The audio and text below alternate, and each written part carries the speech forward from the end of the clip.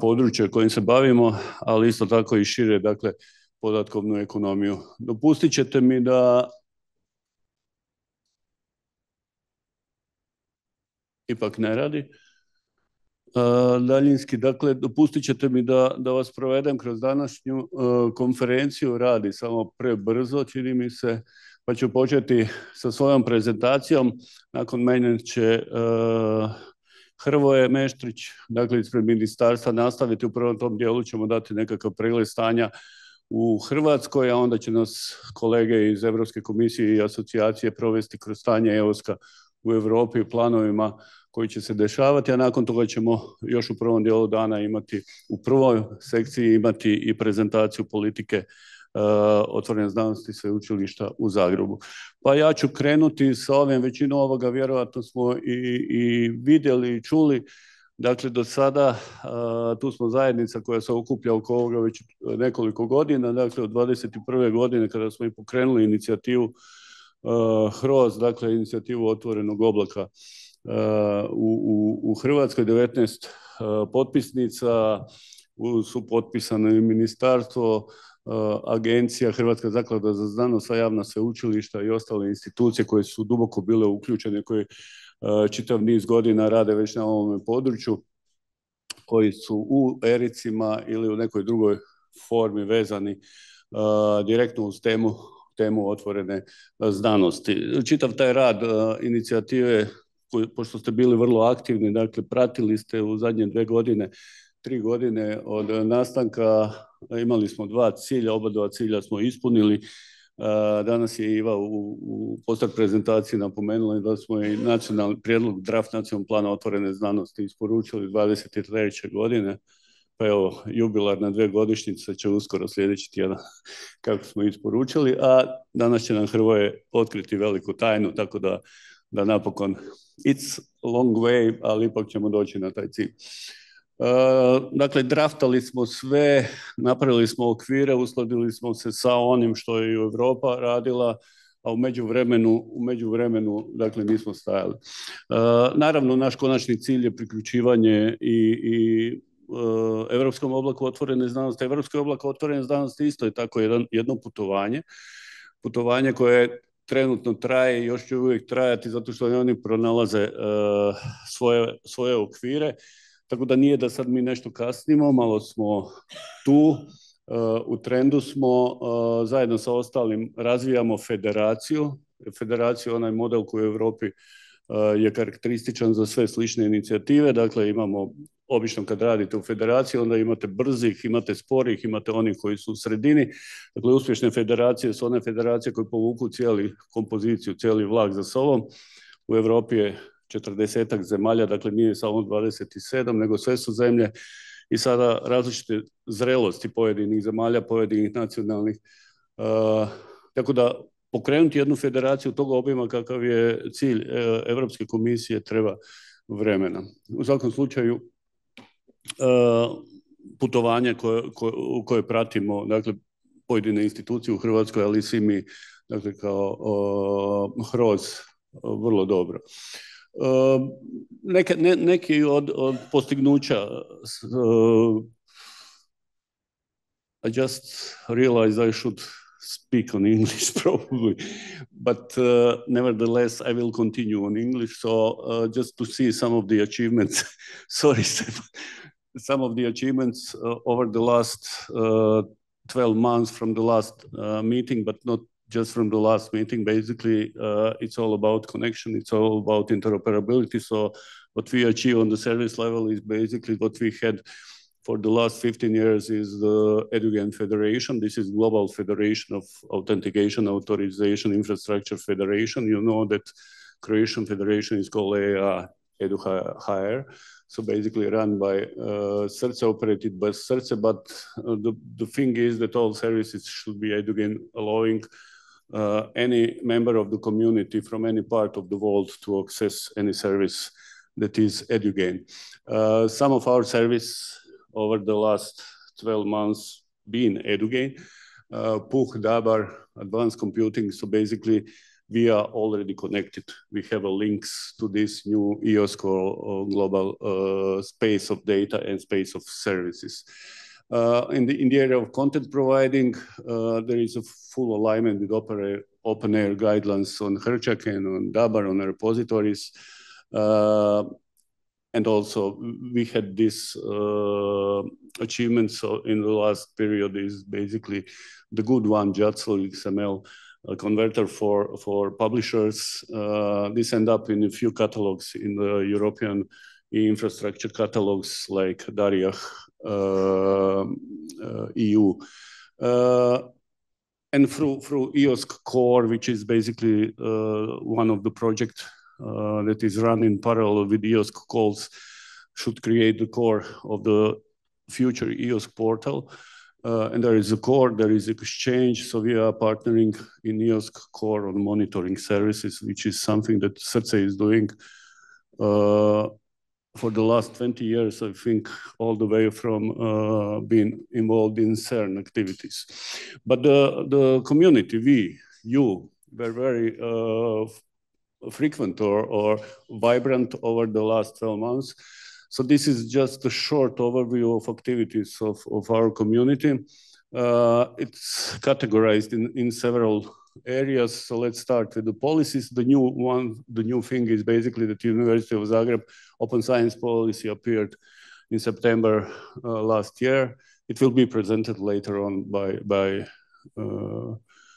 Miroslav. And one policy was revised, policy of University of Rijeka. Of course, Eva mentioned just a few minutes ago that she made a survey landscape, and there is 17 policies, if I correctly remember, in Croatia academic and research community institutional policy on the level of institutes or universities. And today we will get the umbrella policy announcement. On the area of fair data and repository, there is a huge activities by all of us, by our institutions, not to go through all of them.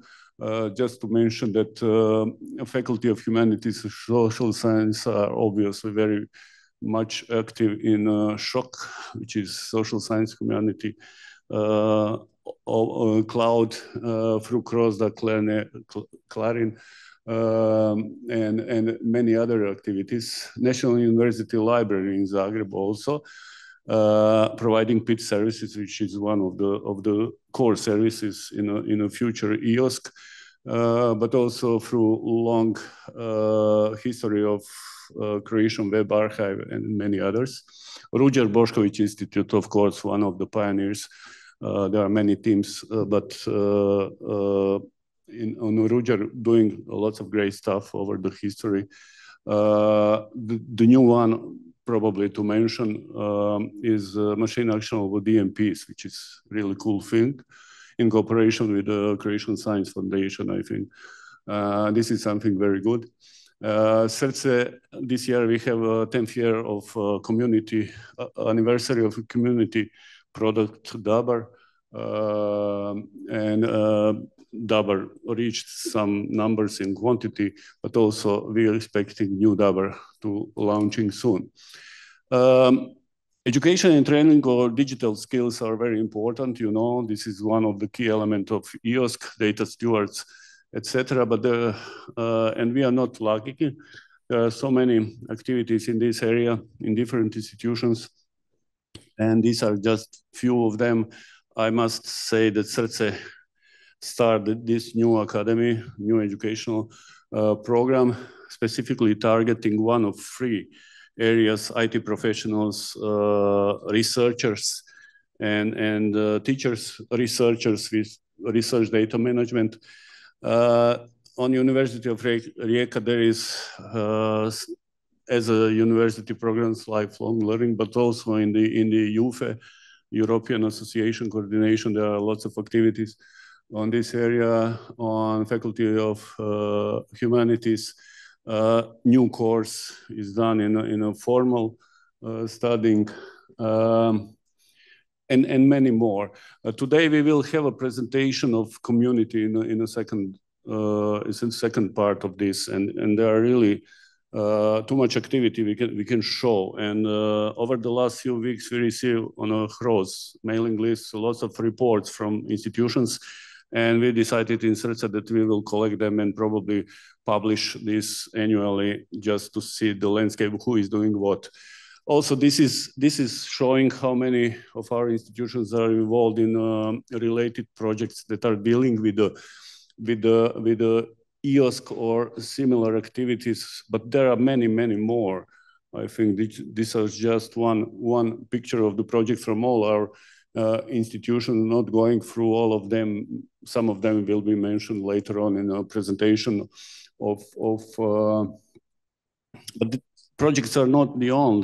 There are also, I think Hrvoje and Ministry will show how many ERICs we are involved in formally, but also there is our involvement in S3 research infrastructure and some other pan-European infrastructure that are crucial in providing services or standards or data or platform for realization of European Open Science Cloud Initiative. So if you look at just through this participation in the projects or education, we are deeply connected deeply on this train of bringing this federation up.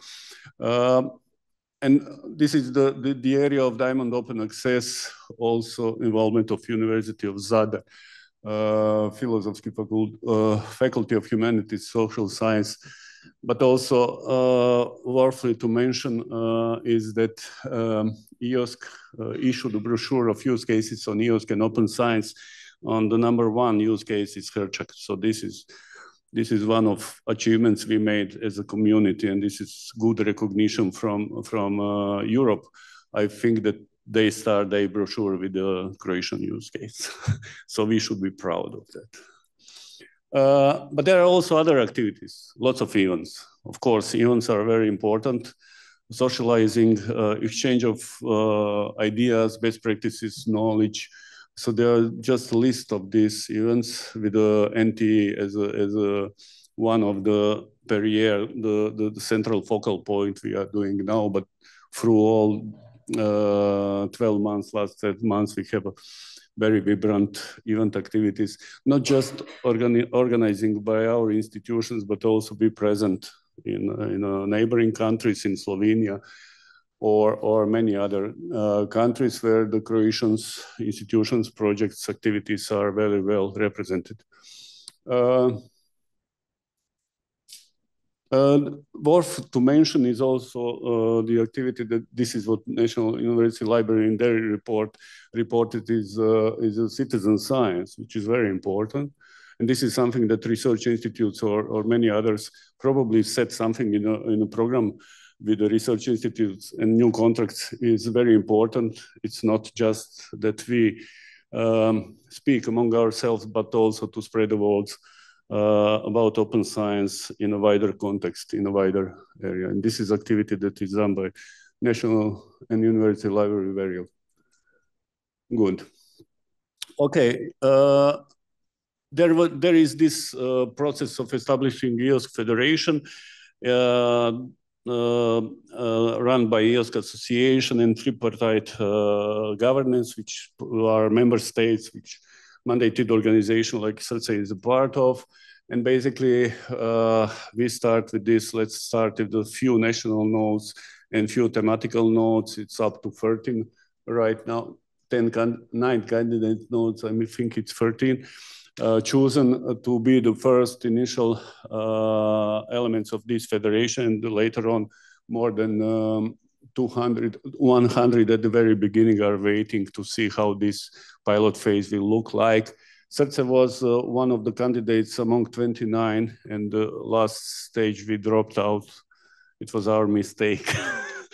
It was our pure mistake, but then later on we found out what we did wrong in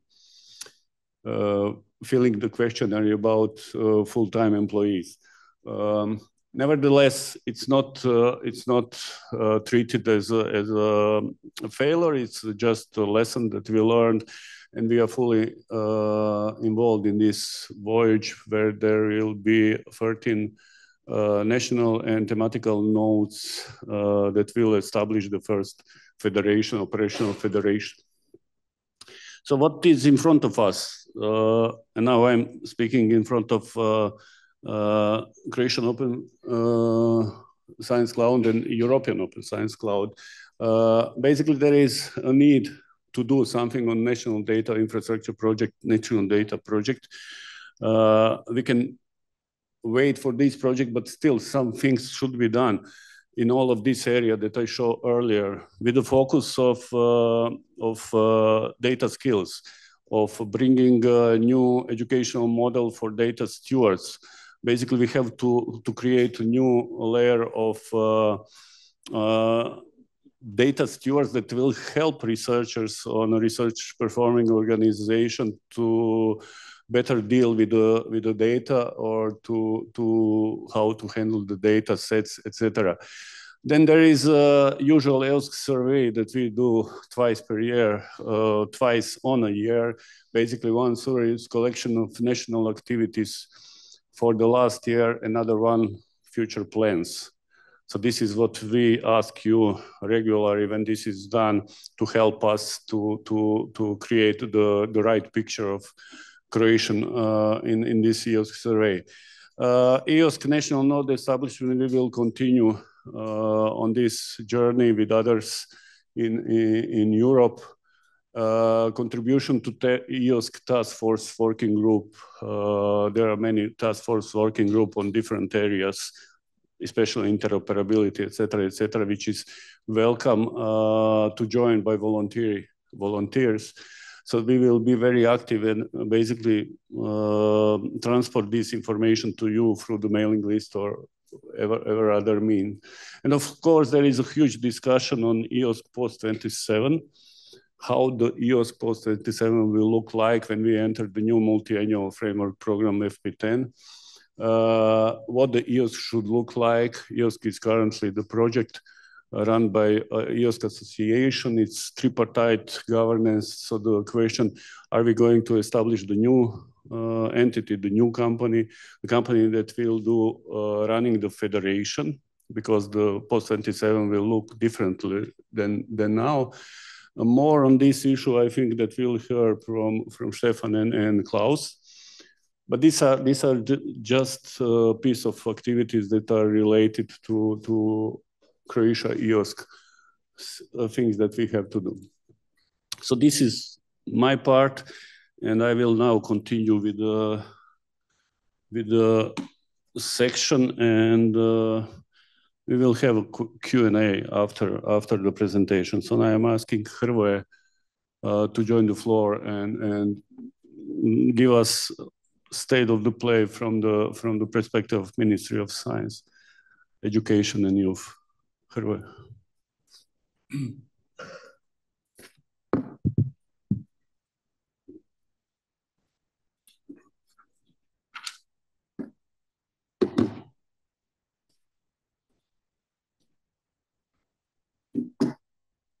Svima, dobar dan svima.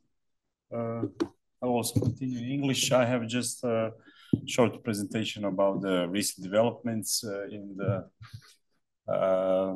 area of open science, and a little bit broader from the last year. So what we have done and achieved is can be divided in the context of our accession to the OECD, European context, and national context. And I'll just mention that we are in the final photo finish of the adopting the open science plan, and we plan to adopt it in the April. We are still on some consultation by the academic community and with experts to have the final version of the open science plan, but more about it later.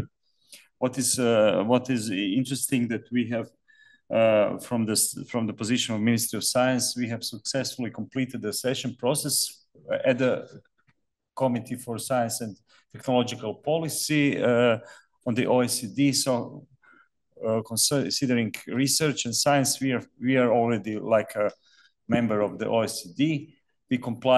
Croatia complies with all recommendations in field of scientific and technological policies, and we are in line according to their assessment of their experts. We are in line with the long-term recommendations on open science, international cooperation, and policies on digital and green transitions. But we have still, of course, strengthened the efforts and to strengthen the science and technology policies and keep pace with European and global good practices in the future. Considering the European context, we are active on the European research area. The new era policy agenda for 25-27 outlines 8 era actions and 11 structural policies. And these policies and actions are results of a co-creation process with ERA. We are collaborating with this, with ERA Forum and European Research Area Council. So the expert body of the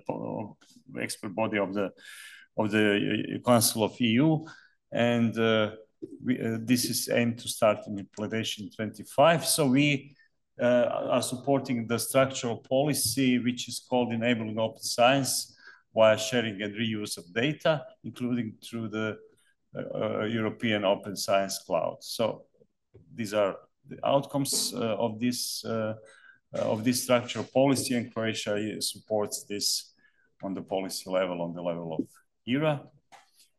And there is also ERA action, equity in the open science. Here we are not so strongly supported, but we have opened options to be active in this, and outcomes of this ERA action are written here. You can see it. So this is something we are open to participate, but we still did not fully support and give our commitment to this.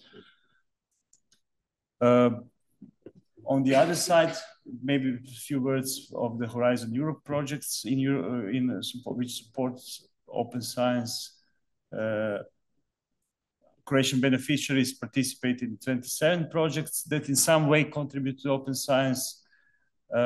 Contribution to is 346 million euros, and you can compare it to the Horizon 2020. There was 35 projects, but we are here only on the half of the period of the implementation. So I think we will achieve this period number from the Horizon 2020. Also, research infrastructures, Ivan already mentioned. So we participate in all of this, which supports open science. They play the key role in promoting open science, and 4 of these ERICs participate in Open Science Clusters Action for Research in Society.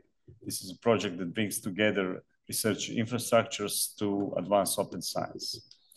So we are also open to the new ERICs. We are in process of negotiation to entering some new ERICs, but this is done by our Committee for Research, Strategic Committee for Research Infrastructure.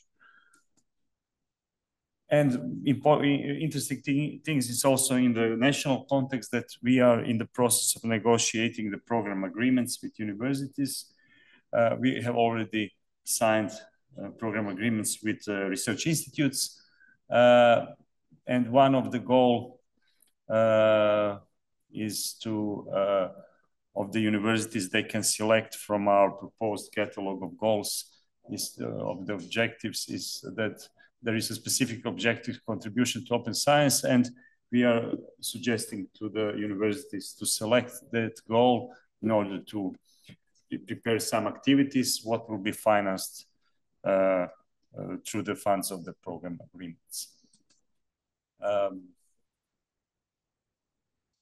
Considering the infrastructure development, our document, National Infrastructure Development Roadmap, we plan to update this during this year, and this roadmap will continue to support open science as one of the horizontal principles and promote this use of the FAIR principles. And what I mentioned at the beginning, we are nearly done by the National Plan for Open Science. I would like to thank again the Croatian Open Science Cloud Initiative, and hopefully the Minister will sign it very soon. We are also planning the yearly conference, beginning of May. Not yet, date is not yet fixed, but the topic will be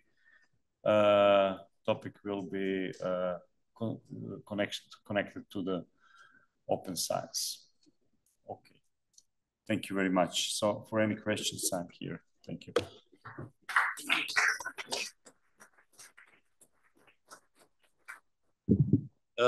Thank you, Hrvoje. Now, I think that questions will be later on, I'm sure. Do we have Klaus online? Yeah? Okay, now Klaus Tocherman, EOSC Association Board, Director of EOSC Association Board, will join us online. And Klaus, if you heard us, please take the floor. Okay, thank you very much. Welcome, everybody. Thank you very much for the invitation. I will quickly share my screen. Oh, could you allow me screen sharing?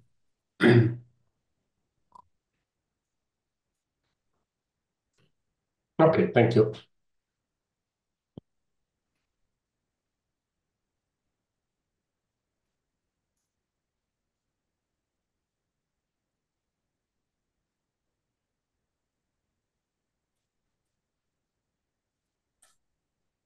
What do you see? Do you see the full screen or the speaker's screen?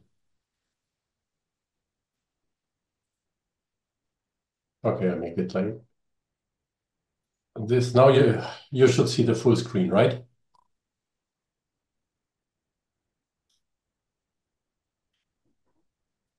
Yeah, okay. And Mikael, now the full screen, yes? Okay. We are not seeing the full screen, Klaus. You don't see it? No, we still see the split screen. Oh, just a second. I try again. And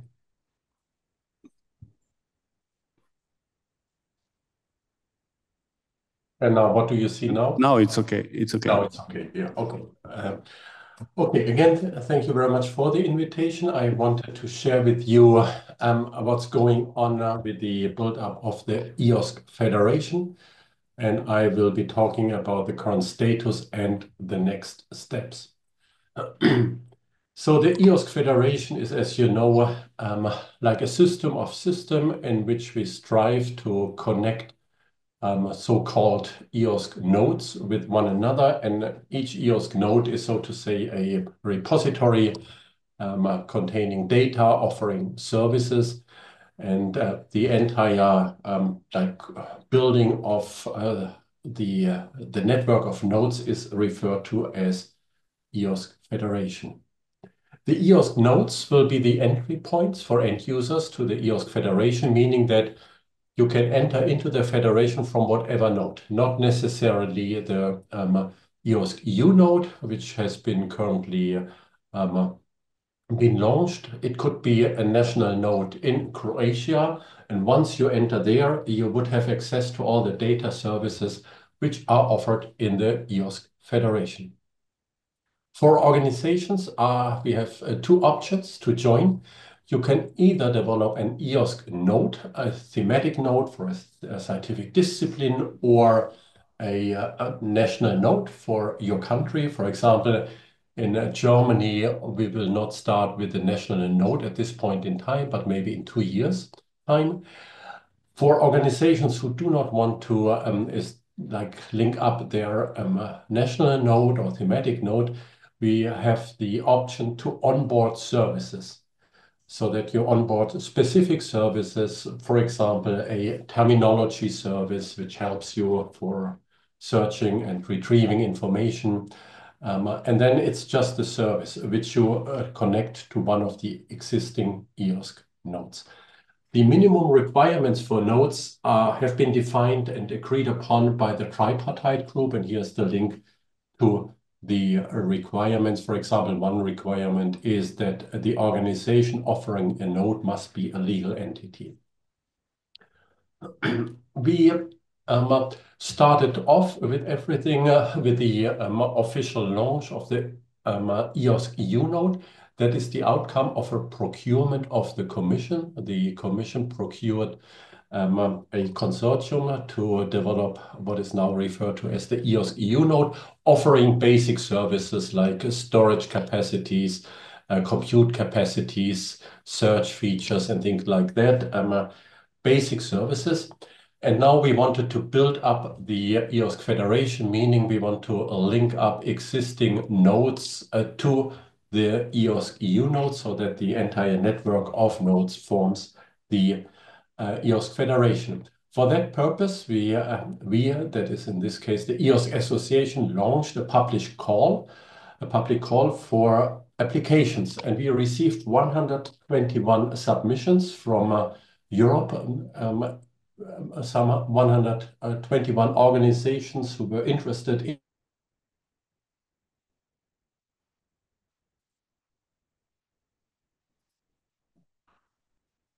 We had 5 type nodes. We identified a thematic node, which represents a specific discipline, for example, life sciences, a national node, which is a node from a country, an institutional node from a, for example, international organization, a regional node for a region like Nordic countries, and others such as the EOSC EU node. 121, of course, were too many to link up this year to the Federation, and therefore we reduced the numbers down to 29 according to a set of criteria which was applied to all the 121 submissions. But even 29 was too many, and therefore we invited all 29 for a dialogue with the tripartite, that is the Commission, the member states, plus the EOSC Association. In addition to the tripartite, we also invited the representatives from the EOSC EU node to attend these interviews and these dialogues we had. And at the end, we resulted and came up with 13 nodes joining the first wave, which starts in March this year. And what is important is that the others who were not accepted as a starting node still have the chance, of course, to enroll in subsequent waves. So it's don't understand it if Croatia is not among the 13 that now the game is over. We will invite nodes at a later stage this year, and then these nodes can enroll in the future. We expect in the end to have maybe 200 nodes building up the federation. And now we start with 13. And frankly speaking, I do not necessarily consider it to be a disadvantage if you are not among the first 13, because the first 13 have to develop the field. Now, here is a list of those candidates who, the 29 who we had interviews with. And here are the 13 which are currently the candidate nodes. So with these candidate nodes, a workshop took place in mid of March to further investigate their end-to-end use cases. And end-to-end use cases means it should show the benefit, the potential if different nodes are in the federation. So for example, you take research data from one end node and mix it up, merge it with research data from another end node. These are the end-to-end use cases. And you see here, the broad variety, national nodes, like, for example, from Poland, from Germany. You see international organizations like EMBL or Elixir, and you also see thematic nodes like BBMRI, for example. Here is the timeline, and I highlighted only the important dates for this year. There are many other dates, but they are all displayed in gray. That would be too detailed. We had a kickoff workshop in mid of March, as already mentioned. There, all the candidate nodes did attend together with the EOSC EU node and the Commission and the EOSC Association and member states. And each candidate node presented their ideas of an end-to-end use case, and the idea was to network the candidate nodes with one another to further develop their ideas of end-to-end use cases. We have currently a set of 70 different use cases, which is far too many to manage. So we will somehow reduce the number, and I think the candidate nodes will focus on the most important end-to-end use case they identified, and not all the potential set of use cases they have developed. The candidate nodes are invited to update their project charter until Monday next week, and then start the work. We will have 2 face-to-face meetings during the course of the year, one in June, one in September. And the overall target is the EOSC Symposium, where we want to present a couple of end-to-end use cases to showcase how the EOSC Federation might work. So that is the timeline, early November, the EOSC Symposium to present end-to-end use cases, selected, not all we will have implemented by that time, but to showcase the potential of the EOSC Federation. The federation has to be built up according to specific standards, rules, and regulations, and these are written down in the EOSC Federation Handbook. The EOSC Federation Handbook describes how to build up the EOSC Federation now for the next 3 years, 2025 and 2027. It highlights what the EOSC Federation will provide for researchers, and it also makes suggestions for how to measure the success of the EOSC Federation. This handbook has been approved by the tripartite this week on Monday and Tuesday, so we can make it now publicly available to all to get more details about how to build up the EOSC Federation. It consists of 6 chapters. Again, the purpose, what is the governance of the EOSC Federation? I will explain that in upcoming slides. It relates to operations, the architecture of the federation. It is supposed to be a system of systems, scientific resources and policies, for example, policies for onboarding, offboarding to the federation. Now, another topic is how can we sustain the EOSC, the federation, in practice? And first, what needs to be done to sustain the EOSC in practice? And there we identified already a couple of months ago 5 tasks.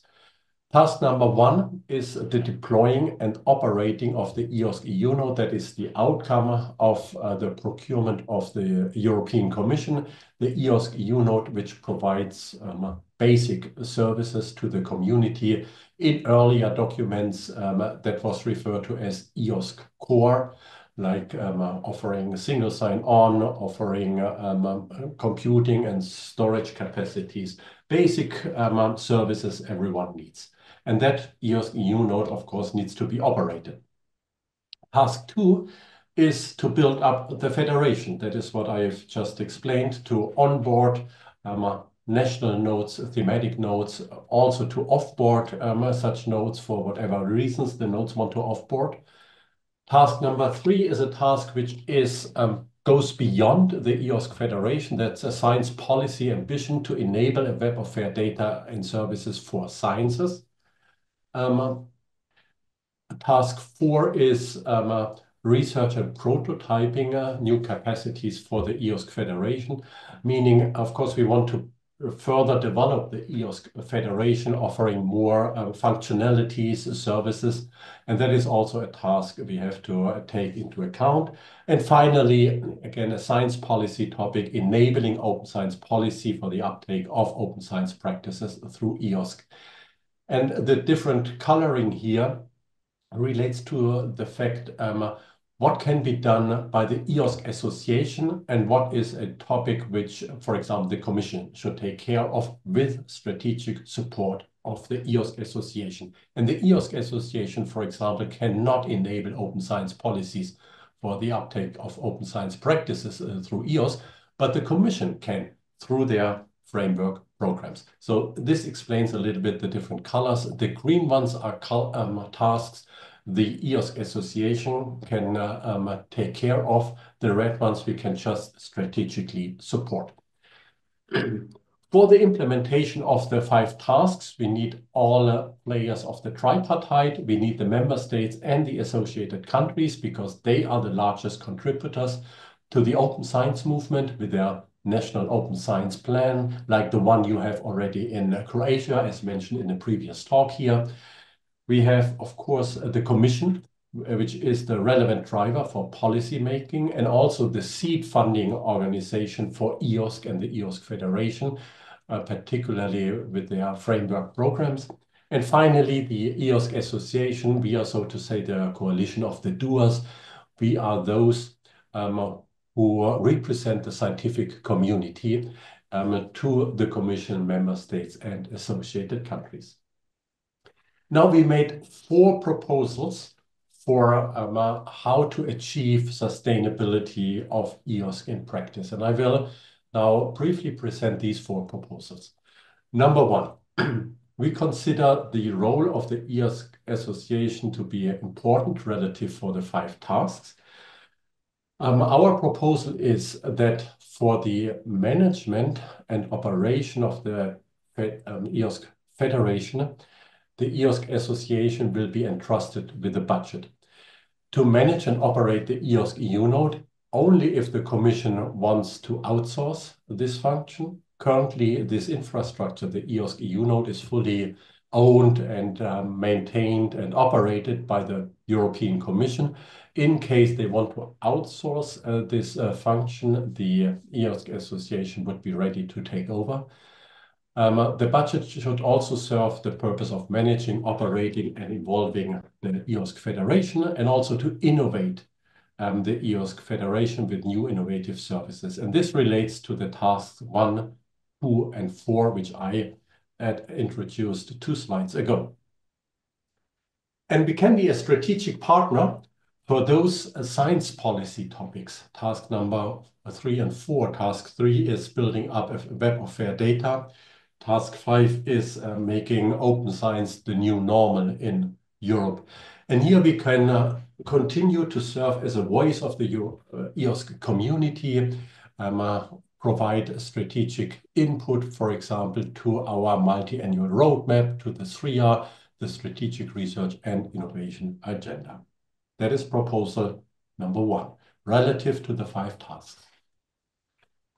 For the operation and management of the EOSC Federation, which in the end might be a federation consisting of, say, 200 nodes, the EOSC Association in its current form is not appropriate to do it because we have a governance structure with general assemblies and each decision has to be taken by 250 members and the mandated organizations, and sometimes we needed 2/3 majority of the mandated and the normal members. That is not a governance structure to run a federation. And therefore, the proposal is to establish a federation management organization or a federation coordination and support office, which oversees the daily operations of the federation, which oversees is everything carried out according to the policies, to the contracts. Do we have technical issues to be solved? That is daily operations. And secondly, it is the institution which manages the contractual and collaboration framework, because for each node to join the federation, we need a kind of a contract defining the terms and conditions under which you can be a part of the EOSC federation. Now, if we establish such a federation management organization or support and coordination office, that needs financing. And here is the proposal, number 2. That is, we propose to establish a limited liability company for the federation management organization, which is owned by the EOSC Association. And this FMO takes all the responsibilities relative to task number 2. Task number 2 was operating the federation. We expect a 2-layered structure, an executive management, which is responsible for daily operations, and a governance layer like a board of directors representing different stakeholders of the community. The stakeholders are the Commission, the member states, the community, and that would be the governance layer to strategically steer the direction of the FMO. How should that federation management organization be funded? We suggest a co-financing model of the European Commission and the member states and associated countries. During the time of Horizon Europe, we propose in-cash contributions from the Commission. And in the next framework program, so post-2027, we suggest to start with an initial funding of 100% from the European Commission. And this funding transitions to a co-financing mechanism. At the end of that transition, 70% of the financing could come from the member states, while 30% come from the European Commission. And this brings me to proposal number 3, a short-term plan for the financing, and proposal number 4 is a long-term plan for the financing. For the short term, because we already need the management of the federation this year, 2026, 2027, we propose that a EU grant from the Commission to bridge the budget gap, because currently there is no budget available. And then with that budget, we can run the federation, and we can organize and facilitate the transition to the FMO. Second part of that proposal is the procurement of the EOSC EU node runs out, I don't know, this year or next year, but in any case, we need to maintain it until the end of 2027, and therefore we suggest that the European Commission takes action to procure the operation of the EOSC EU node at least until the end of 2027. So you see here 2 different financing streams, one for the EOSC EU node and one for the federation. That is one for the many nodes which will become part of the federation. Proposal number 4, that is the long-term financing, that is post-2027.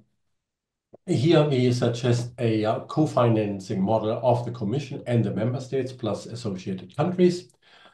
And in the first during the first 10 years under Horizon Europe, the budget for the build-up of EOSC was 490 million euros. We added an inflation on that topic and came up with a budget of 660 million euros for the long-term plan to run and maintain the EOSC Federation. That funding will be used for the maintenance operation, that is task number 2 of the Federation, and task number 4, that is the evolution of the EOSC Federation, like building new services, bringing in innovation. And as mentioned earlier, we suggest to start with 100% initial funding from the Commission, and then over time, this transitions to a co-financing mechanism with 70% from the member states and associated countries, plus 30% from the European Commission. And finally, with respect to the other tasks, the EOSC Association will continue to contribute to the strategic framework programs and call for applications through the design of the SRIA, the Strategic Research and Innovation Agenda, plus the MAR, the Multi-Annual Roadmap, which could feed into future research programs. Again, these are our proposals, which are currently being discussed in the tripartite. No decision has been made yet, because of course we need also consent from the member states and associated countries. We need agreement on the total budget. But that's a proposal which is on the table and which is currently being discussed regularly in these tripartite meetings.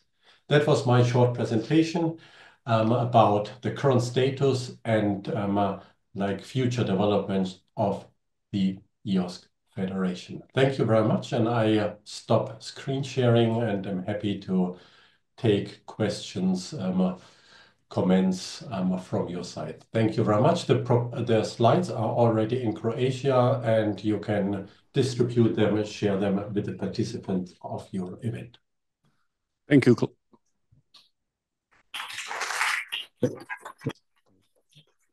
Thank you, Klaus. We are a little bit late, so I'm sure that all questions I will collect and ask you on the next meeting. Okay. If there are any. There's speed link between Germany and Croatia, so we have your slides. Okay. Thank you very much. Thank you very much for your time. It was very interesting, informal, that you give us presentation of the future. Stefan Liebler from DG Research and Innovation, Unit A for Open Science and Research Infrastructure, will give us a short speak on the digitalization of European research, building the EOSC Federation. So Stefan, please take the floor. Thank you. Can you bring up my slides? Thank you. So thanks for inviting me to this conference. It's a very nice place, very nice conference. As you can see, I will cover both a bit of principa, but also prakse. So I try to have it half-half. And some of the slides you will see were already covered by the 3 previous speakers. So, which is a good thing, because this shows that we are well aligned. Let me go back to the ERA policy agenda 2022 to 2024, because this shows very well what is at the core of the open science principles adopted by the Commission. Therein, you find a priority area deepening a truly functioning internal market for knowledge, with 4 actions that I want to highlight. The first one is on incentives and rewards to adopt open science practices, which is a reform of research assessment.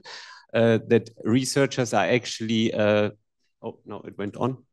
That researchers are actually, that whatever they do, apart from publishing, is well respected when they are applying elsewhere, for example. Secondly, legislative and regulatory environment for practicing open science includes an action on EU copyright and data legislative and regulatory framework fit for research.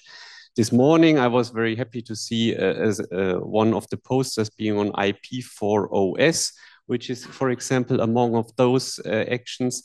And then the last 2 that are mentioned here is Action 1, which is the one on the European Open Science Cloud, on which I will focus throughout the rest of the talk, and also Action 8, which is on strengthen the sustainability, accessibility, and resilience of research infrastructures in the area. So if I go to Action 1, which is on the European Open Science Cloud, then this Action 1 in the old ERA policy agenda has 3 outcomes. The first one being on deploying open science principles and identifying open science best practices. And there we, for example, published this brochure that already Ivan was mentioning, where the Croatian example was the first one. You can access it by scanning this QR code, for example, here.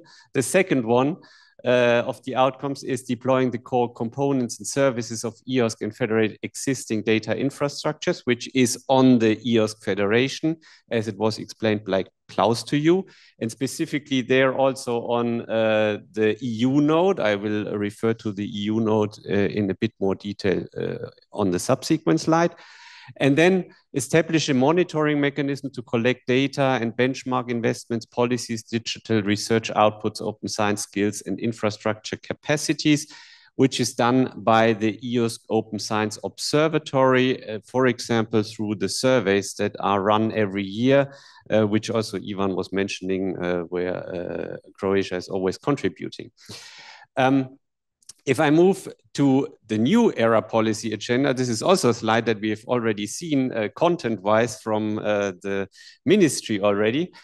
You will again find very similar objectives and outcomes in the upcoming ERA policy agenda 2025 to 2027. The council recommendation of that one was in February 25. So it's about to be finalized in the upcoming months. And in the outcomes, and this is what I want to highlight here particularly, there's again developing a high value EOSC federation and increasing its uptake. So it's again about now building up the actual EOSC federation, going into prakse, if you want to formulate it like this. All the rest aligns very well with the policy goals that were already in the previous policy agenda. Now, I want to highlight 3 reports that were also published last year and that are of large relevance for policy making at the European level, in particular for what concerns research and innovation. And these are the reports by Enrico Letta, by Mario Draghi, and by Manuel Rajter. The first one by Letta on much more than a market, on the single market within the European Union for what concerns research and innovation. And it says that a central pillar of the strategy shall be a creation of a European knowledge commons. And if you read into the report by Mario Draghi, which is on the future of European competitiveness, then also therein you will find that we need a world-leading research and technological infrastructure capable of serving the whole European ecosystem, or for example, that open science and open access to scientific publications and research data is very crucial. And lastly, the report by Manuel Rajter also highlights that EOSC in itself can be a key enabler of the digitalization of research infrastructures in Europe.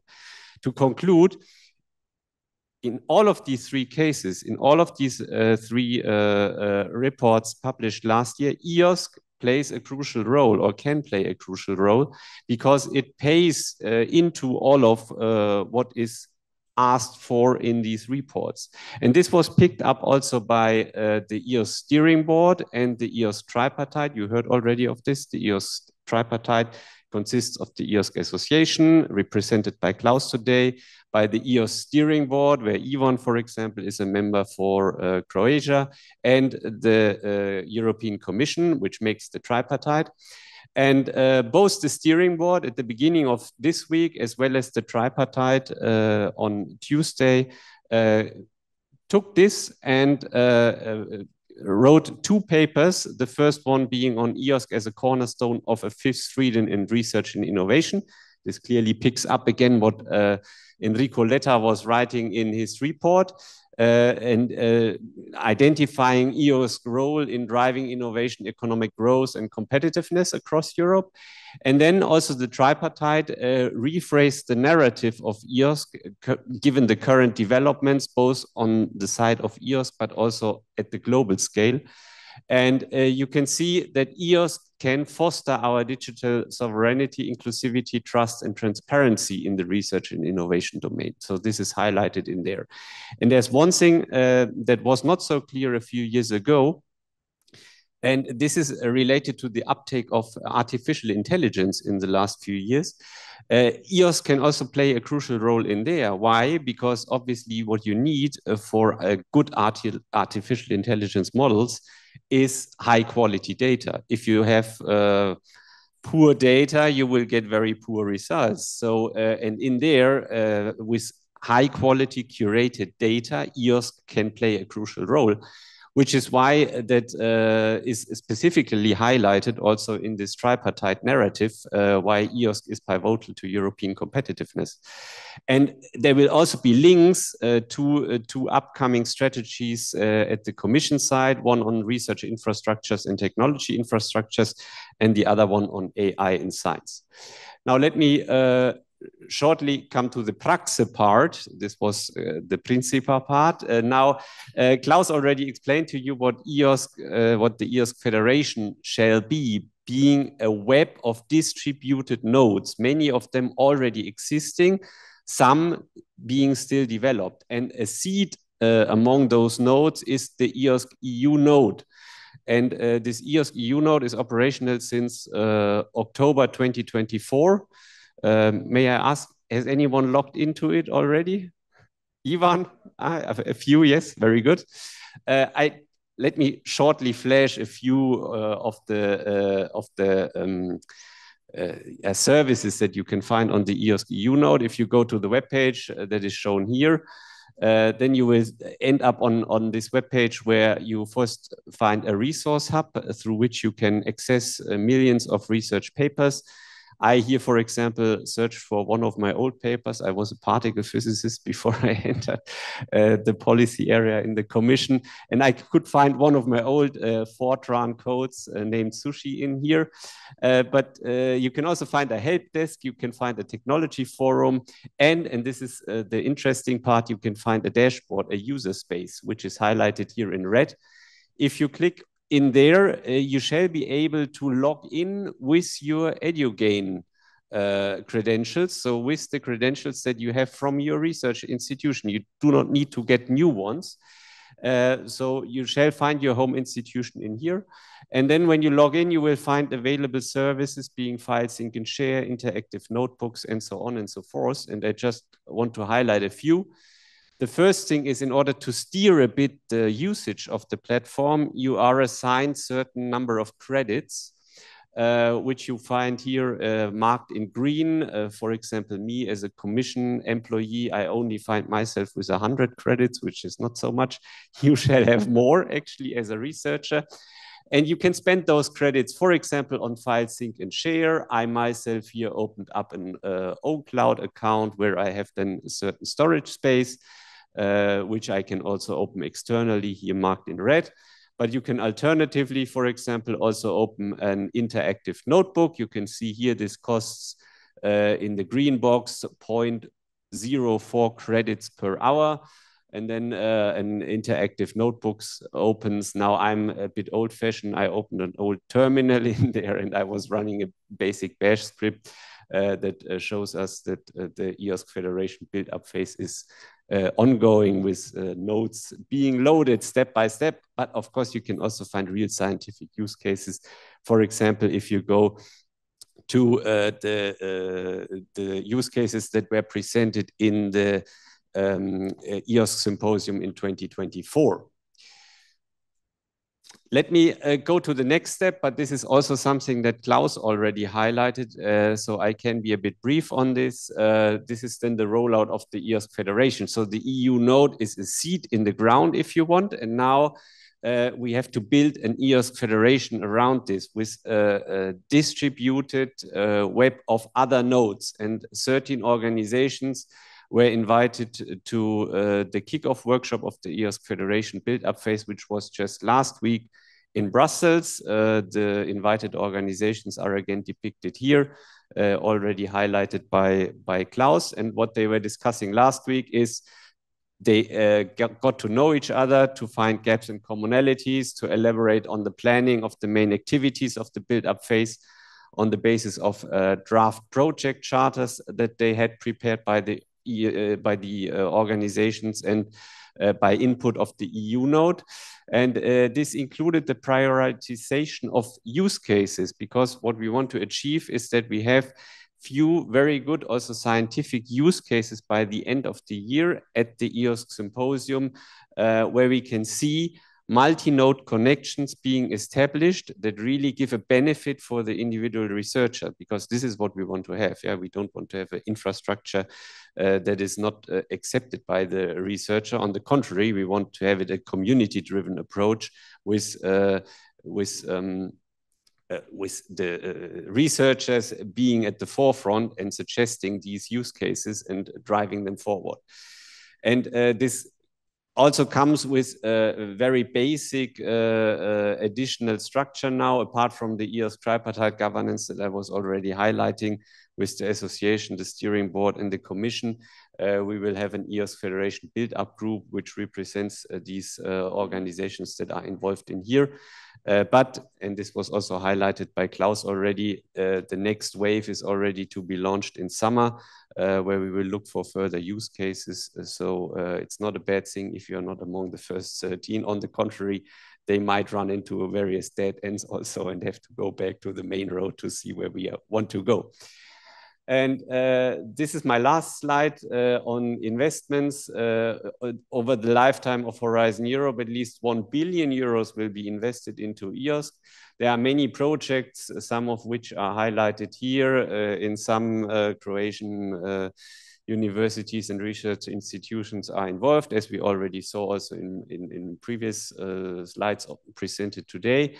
Let me highlight that the work program 25 is likely adopted by the end of April, and then there will also be a work program obviously for 26 and 27, still within the context of Horizon Europe, which will in particular then also cover the uptake of the EOSC Federation.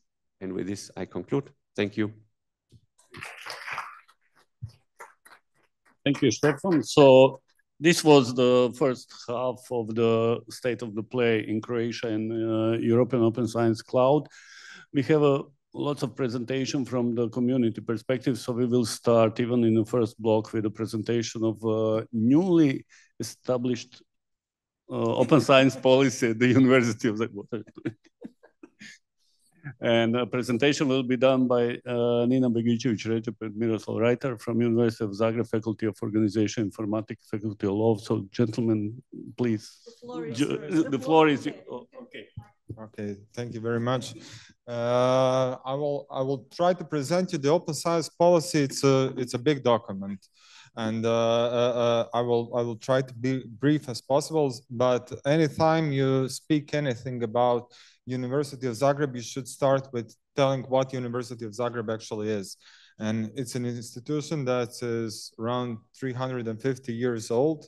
It has over 5,000 academic staff. It has around 70,000 students and 34 faculties. So when we say University of Zagreb is an organization, we say organization as a verb, not as a noun. Because at the top level, what we try to do is organize things. And this is important because the question here is not only why open science policy, but also why now? And the first question about why open science policy is because the university is large and we have a huge amount of organizational knowledge built in the university and a very big amount of organizational culture that supports open science. For us, it's normal to have research results being open. Our national infrastructure is oriented towards diamond open access journals. We are used to having things open, but there are certain differences. And when we look at the people who are responsible for this open science policy, we see that one of the greatest resources is within this 5,000 employees and a lot of other people who are involved. And I would like to especially point out the three women here, Marijana Glavica, Iva Miliščak-Zlodi, and Lea Škorić, who are the most responsible for the organizational knowledge that was built into this open science policy, and who provide the infrastructure and vast amount of work and knowledge for everything to work. Now, the other part is, of course, the Board for Science, Arts, and International Cooperation, which is something that maybe the names are not important so much, but the part behind the comma, because it shows the variety of different disciplines, perspectives, and everything, because university is foremost a Humboldt type university with a huge value of academic freedom. That is, we always support people to do whatever they want, but this diversity, as much as it is good, when we talk about unification of procedures such as open science policy, then it becomes harder to do. And that is why it's even more important to have such a document. Now, the open science policy is a document like all other documents, have their parts, have their focuses. I would like to speak more about the value part of the document, because the primary goals of this document was to provide values and to try to unify values among our staff and our faculties, because values guide behavior, and to try to build the strategy for resources, because resources enable that behavior. So this was pretty much the idea of how to create this document. I don't know why I'm pointing at this screen.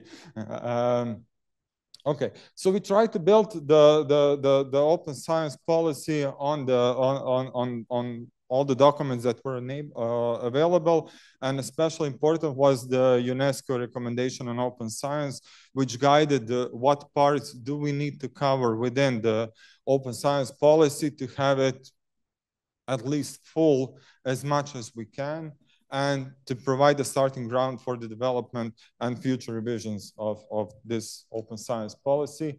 So the basic idea behind the why we are doing it, we're still on why open science policy, is to accentuate the values of the University of Zagreb, because we are primarily a public institution and we are designed for the public and paid by the public to serve for the benefit of firstly creation and then entire European Union. So the idea of open science policy is to build on this value system and to try to enable access to scientific information, to accentuate interdisciplinary studies as one of the key competitive advantages of having a Humboldt-type university, and to introduce a concept of citizen science into the university as probably the most disruptive part in the scientific community now, because we as academics are educated in very, very similar way. And this is, of course, something that is good because it provides quality, but also it provides a similar point of view. And when you try to employ citizen science in it, then you get disruption, which gets new results, more creative results, and better development of science.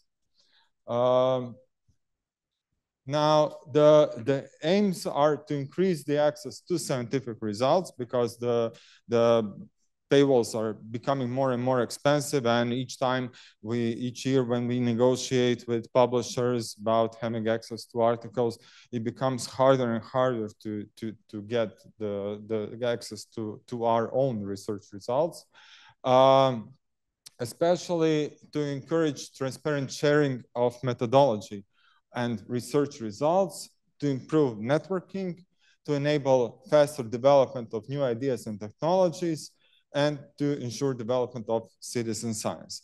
Now, culturally, when we look at the education and organizational culture of our academic staff, we have, as I told before, we have a good culture of having research publications being in openly shared. But what we have, the cultural barrier is on sharing of research data. And this is something that is present throughout Europe because of publication pressure and publish or perish. We are all greedy on our own research data. So the concept of sharing research data will be something that Europe needs to develop a lot more better.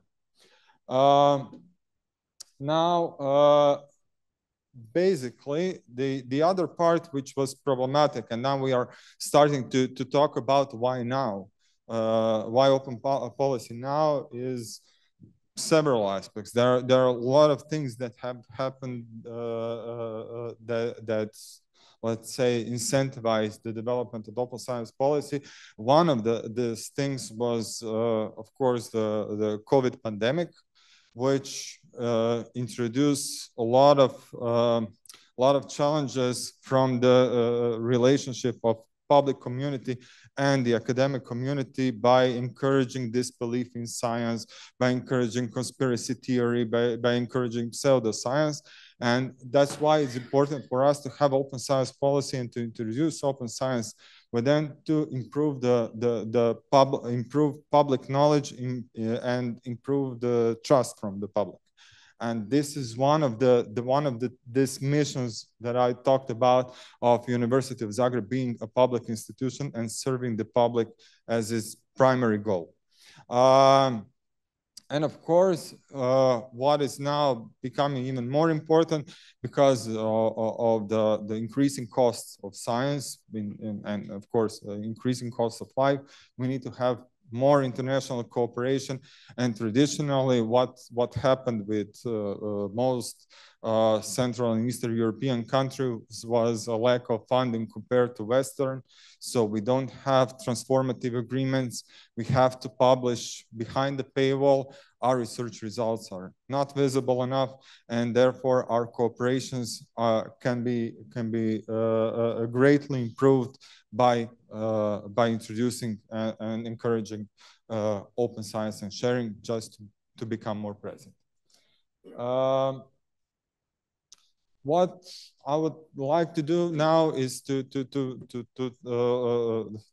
finish talking and to give the microphone to my colleague Nina Begičević Ređep, who is the president of the board for science, arts, and international cooperation, and one of the people was the most responsible for development of the new strategy for science. And this is the second part of the answer on the question, why now? Why open science policy now? Thank you. I think that I have only 2 minutes, so I will try to finish it. Yeah. But Ivan told me that I have only 2 minutes. So the open science policy is related to our guidelines for scientific and research activity at University of Zagreb. And we defined a second goal to develop and to support open science. So based on this second goal, we establish a policy for open science, but also a lot of faculties and a lot of academies also prepare their own open science policy. Okay, I will present, but really shortly, some of the parts of our policy. So we prepared like 2 or 3 slides regarding some of the elements, some of the segments of the policy. So first is related to resources and responsibility. And here I want to focus on support of University Computing Center and a lot of initiatives and a lot of projects that we are preparing together. So thank you, Ivan, thank you all the staff from University Computing Center for giving us support in preparing this policy, but also in preparing action plan and also a lot of activities based on the action plan for implementing policy for open science. Also, what are our recommendations regarding resources and responsibilities that faculties and academies must must establish some kind of process, business process that are supporting open science. Also, teachers need to introduce open science to students, but also to raise awareness of importance of open science in the scope of study programs and also research activities. Also something about open access to scientific publication. We know that there are like 3 main focuses. One is diamond open access, then second one is open access with author fees, and also closed access with repository. And our recommendation is also to establish fund in the scope of University of Zagreb to support open access with author fees. And this is one of the measures that is defined in the scope of the guidelines for supporting scientific and research activity. But you can find all these documents on our website, and you can check all the measures and all the goals that we can define. And these measures are related to our policy. And also all cases require Creative Commons licensing. Very important is also how to choose repositories. So our recommendation was to choose that the priority should be given to repositories within the national infrastructure. And definitely we need to also raise awareness and disseminate information about available repositories in the scope of University of Zagreb and some of the faculties and academies. And also something about open code and other results, very important topic. And it is very important that university encourage storage of program code, original program code, and also research results, research outputs, and use definitely institutional repository or trusted repository to store this kind of sets and this kind of program code. Also, recommendation for authors is record research software and code in the creation science information system. There is really a lot of parts of our document, but we don't have time to present all this. So I will finish with the last slide. It is very important to define measures. As Miro explained at the beginning of this presentation, we are a very heterogeneous university with a lot of faculties and academies and with a lot of specific characteristics. So we were trying to prepare this kind of document with general recommendation. And also we prepared indicators, we prepared measures, and also action plan, how to implement policy and how to implement guidelines at the level of the faculty and at the level of the academy. Definitely we are planning to, we are in the phase of development of analytic tool and system for monitoring all the measures and all the activities. Thank you. Great. Thank you. Just in time. Thank you, Miro. Thank you, Nina. So basically, as Nina said, many faculties at the level of University of Zagreb are already advanced, having their own open policy, and this open policy is reference to draft that we made in HROS, Initiative Council Working Groups. So it's finally, but as Miro said, it took some time, but it's really comprehensive document. And Nina, ending with the monitoring, which I am mostly in favor, because if we have set the policies, then we have to monitor to see the trends, how we are passing through. And this is very important, not just for open science, but for any other field. So we have a few minutes before the lunch time, and this is Q&A session, and I'm sure you have lots of questions. So shoot it. So shoot it. Okay, who will first?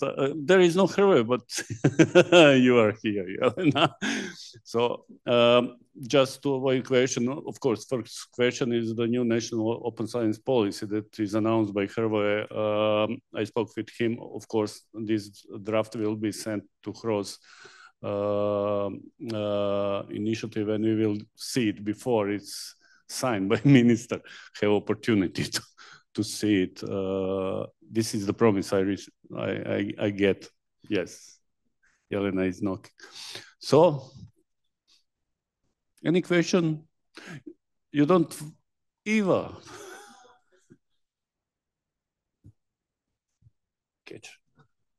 Jel možeš uhvatiti? I'm sure that. Thank you. So my question would be. Question area. Okay. Yeah. My question would be for Dr. Meštrić, but since he's not here, I will.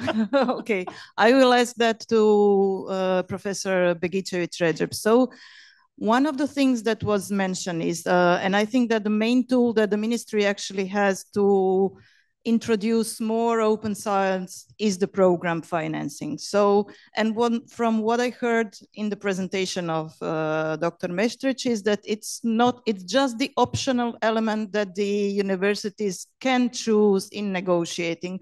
So it's not really very encouraging, and only 6 institutions chose that area as their priority area. So that's also not very encouraging. So I want, okay, maybe Jelena can answer, but also I would like to hear the University of Zagreb and their priorities. Thank you. Yes, so we are negotiating the program agreements and they are signed with the institutes. I researched the number of institutes that chose open science for the last Srce DEI, but I don't remember it now. I think more than half of them chose the open science, I'm not sure. And we have to be gentle, you know, because program agreements, that's something totally new. And now you have to perform actually to get the money. So it's a gentle transition for now, and we'll see. We hope that with the universities, they are already aware through other European initiatives that we will also get a pretty good response as we did with the research institutes. So we will see, but you know, we have to be gentle. Okay, Eva, did you get it? We have to be gentle. I love this word. Yeah. Very smart question, because I'm asking myself the same question, you know, during the past 2 weeks. I think that our guidelines and our policy at university level is very important document. And we defined the priorities there. And one of the priorities is also open science, to support open science.